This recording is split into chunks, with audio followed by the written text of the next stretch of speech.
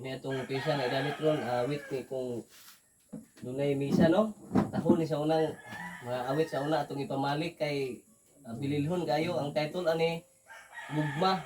So kanang nindot yun ni labi na og magkalawat kay murag dasig ba nga music. So mong ibalik ang mahinduman pud ninyo.